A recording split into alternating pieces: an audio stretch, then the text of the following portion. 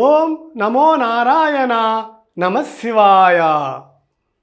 ఈ సంవత్సరం 2024 మార్చి 8వ తారీఖున త్రయోదశి చతుర్దశి తిథుల్లో మహాశివరాత్రి వస్తుంది. అలా శివరాత్రి ఏంటి, శివరాత్రి యొక్క ప్రత్యేకత ఏంటి, శివునికి అంత అద్భుతంగా మన భారతదేశం అంతగా సంబరాలు ఎందుకు చేస్తారు, అనేక మంది పీఠాధిపతులు అనేక దేవాలయాల్లో శివుడి గురించి బ్రహ్మాండంగా కార్యక్రమాలు ఎందుకు చేస్తున్నారు, అది మీకు యథాబద్ధంగా వివరిస్తాను. సృష్టి కానప్పుడు విశ్వం అంతా నదీ జలాలతో నిండినప్పుడు విష్ణు యొక్క నాభి నుండి ఒక కమలం వస్తే ఆ కమలంలో నుంచి జన్మించిన వ్యక్తి బ్రహ్మ. ఆ బ్రహ్మ జన్మించిన తర్వాత విశ్వం అంతా పరిశీలిస్తే ఆయనకి విష్ణుమూర్తి కనపడతాడు. ఆ విష్ణుమూర్తి నువ్వు నాకు పుట్టిన పుత్రుడివే అని చెప్తే అతను సరే అని కొన్ని రోజుల తర్వాత వాళ్ళిద్దరు వల్ల ఉండకునేది ఎవరు గొప్ప, మనలో ఎవరు గొప్ప అనే విషయం వాళ్ళిద్దరికి వచ్చినప్పుడు సాక్షాత్ విష్ణుమూర్తికి బ్రహ్మకి నేను గొప్ప అని వాళ్ళిద్దరూ వాదం పడుతున్నప్పుడు, తర్కం చేసుకుంటున్నప్పుడు వారి మధ్యలో నుంచి ఒక బ్రహ్మాండమైన కాంతి వచ్చి ఆ కాంతిలో నుంచి ఒక స్తంభాకారం వచ్చి స్తంభాకారం నుంచి శబ్దం, ఓయ్ బ్రహ్మ ఒకరు పైకి వెళ్ళి ఈ లింగం యొక్క చివరి భాగం చూసిరండి, ఒకరు కిందకి వెళ్ళి పాతాళంలోకి వెళ్ళి ఈ లింగం యొక్క మొదటి భాగం ఎవరు చూసి వస్తారో ఎవరు పట్టుకుంటారో వాళ్ళే గొప్ప అని నేను ప్రకటిస్తాను అని ఆ మాటలుగానే బ్రహ్మ వెంటనే నేను కిందకి ఎందుకు వెళ్తాను, నేను గొప్పవాడిని కాబట్టి పైకే వెళ్తానని చెప్పేసి ఆకాశం పైకి ఆ లింగం పైకి పోతూ ఉంటాడు. అలాగే మరి విష్ణువు సరిలే ఆయన అలా వెళ్తున్నాడు కదా, నేను భూలోకంలోకి పాతాళ లోకంలోకి వెళ్ళి మీ శివలింగం యొక్క మట్టాన్ని తెలుసుకుని వస్తానని చెప్పి విష్ణుమూర్తి పాతాళ లోకానికి వెళ్తాడు. పాతాళ లోకాలకి వెళ్ళగా ఎంత దూరం వెళ్ళినా ఎంత అలసిపోయినా ఆ శివలింగం యొక్క మట్టం దొరకలేదు.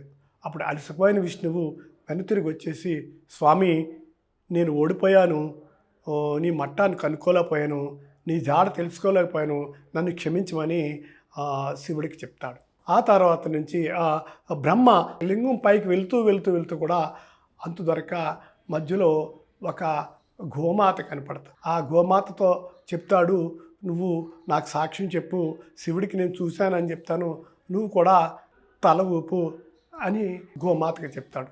ఆ గోమాత ఇద్దరు కలిసి కిందకి దిగి వచ్చేసాక బ్రహ్మ ఏం చెప్తాడంటే, మీ లింగ భాగాన్ని శివర భాగాన్ని అంచును నేను చూశాను అని చెప్తాడు.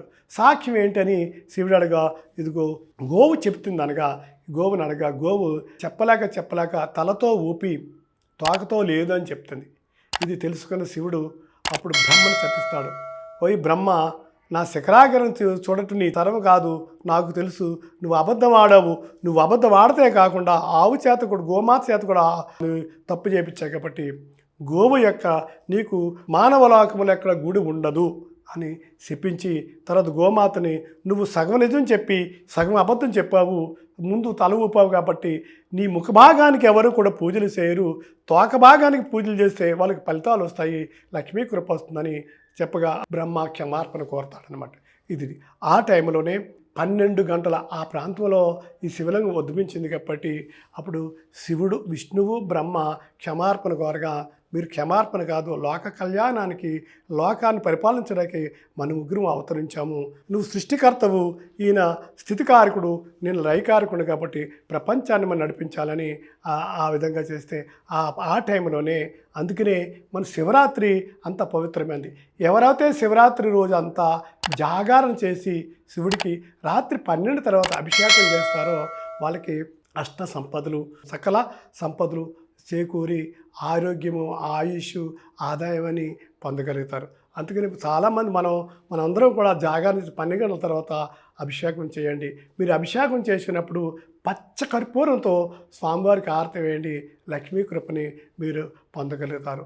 మహాశివరాత్రి ఆకాశమే శివుడు, శివుడే ఆకాశము, సృష్టి అంతా ఆకాశమే, సృష్టిమయమే శివము, బ్రహ్మ విష్ణు మహేశ్వరులే మన సృష్టిని కాపాడుతున్నారు, ప్రకృతిని కాపాడుతున్నారు. ఇది మనందరం తెలుసుకుని మన పిల్లలందరికీ చెప్పాలి.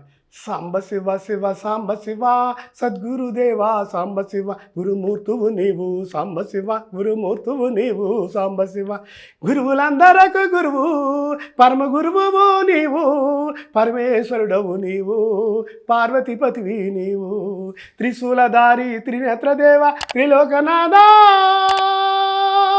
విభూతిదారుడ విశ్వరూపుడ విశ్వేశ్వరుడా విశ్వనాథుడా సాంబ శివ శివ సాంబ శివ సద్గురుదేవ సాంబ శివ.